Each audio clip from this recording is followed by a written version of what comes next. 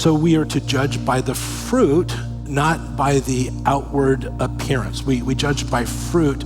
We don't judge by the leaves. The leaves are the things like their wealth, their status, their charm, and things like that. The true measure of the tree is the quality or the kind of fruit that it produces. The fruit is the outcome of someone's life. Let me read 43 and 44 again. He says, "For there is no good tree which produces bad fruit, nor on the other hand, a bad tree which produces good fruit. For each tree is known by its own fruit, for men do not gather figs from thorns, nor do they pick grapes from a briar bush." So here, if you're talking about false prophets have what we would call a false teaching. They would have a false lifestyle. And so you have to examine their teaching and you have to examine their lives. How are they living this out? Are they teaching and keeping with that Jesus is the narrow way? Are they pointing to Jesus or are they pointing to themselves? Now, the thing about fruit, when the Bible talks about you know them by their fruit, fruit has a way of coming out in its season. It's not always in season. Fruit doesn't. It's not always there. But at a certain point, it's going to come out.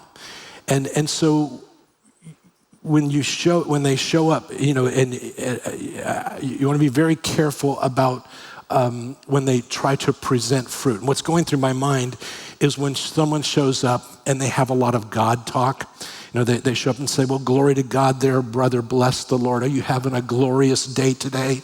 Now, I'm always polite on the outside, but on the inside, I'm like, here we go. Because I intrinsically do not trust that. Am I alone in this, by the way? It's just But here's the thing about fruit. It's not just when they initially show up like that, but fruit takes time. And so you have to look at what their lives are producing, what their teaching is producing. So, write this down. A disciple is to evaluate fruit. Each tree is known by its own fruit there on your outline. So we got to ask, what is the outcome of their lives? So it's not being judgmental when you look at two trees and you go, this is a banana tree and this is an orange tree. You're just determining they're two very different trees. So we are called to determine whether there's good fruit or there's bad fruit. Literally, the word means rotten fruit coming from them. So we are to judge by the fruit, not by the outward appearance. We judge by fruit. We don't judge by the leaves. The leaves are the things like their wealth, their status, their charm, and things like that. Because the true measure of the tree is the quality or the kind of fruit that it produces, not by the leaves. Fruit-bearing trees do not bear fruit overnight. It takes time. And sometimes that it takes a little time before you can really see the fruit. So when it comes to people or ministries or people who profess to be somebody in the Lord, you have to look at what is the outcome of their lives, their ministry, and their teaching. That's what you look at, which is why Paul there on your outline, he would write to Timothy and he says, don't lay hands on somebody too quickly. You got to wait and see what type of fruit does that person really produce.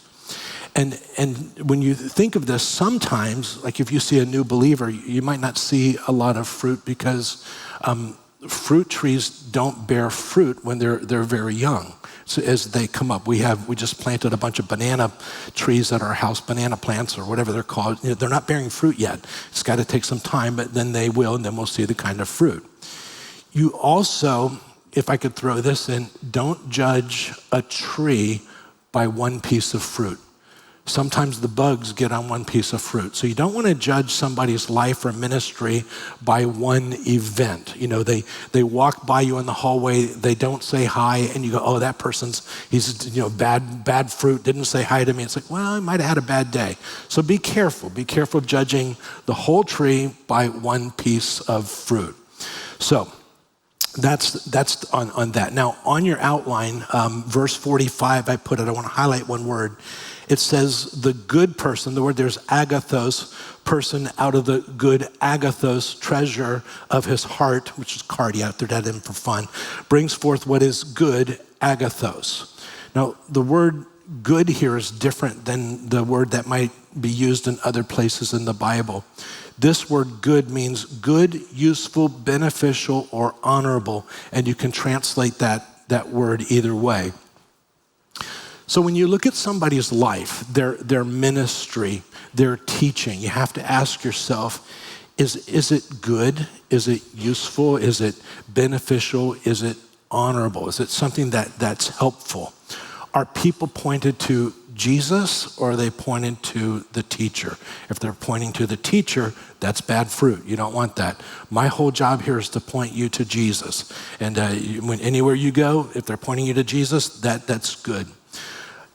Do you feel encouraged by their ministry, or do you feel used by their ministry? It's a very different fruit. So you want to evaluate those things.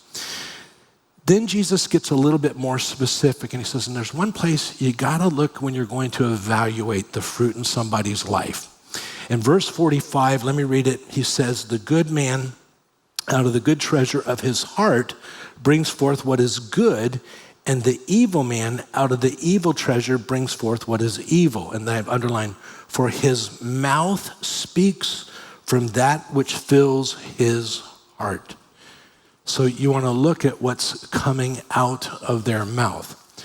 Now, again, when Matthew's gospel tells this verse, not part of the Sermon on the Mount, but it's a little bit more specific. There on your outline from Matthew 12, Jesus says, make a tree good and its fruit will be good, or make a tree bad and its fruit will be bad. For a tree is recognized by its fruit, essentially what we've been saying. And then he says, you brood of vipers. He's not speaking to disciples. He says, how can you who are evil say anything good? For, and I've underlined this, the mouth speaks what the heart is full of. Whatever's in our heart, that's typically coming out of our mouth. So write this down. Words reveal the heart. Our words reveal the heart. When you talk with somebody, if they're using inappropriate language, you go, why are you doing that? Well, that's because that's what's in their heart. There's inappropriate things in their heart, and that's what's coming out of their mouth. Whatever's in the heart, that's what comes out. If they're using suggestive language or innuendos, why are they doing that? Well, that's just what's in their heart, and it comes out through the mouth.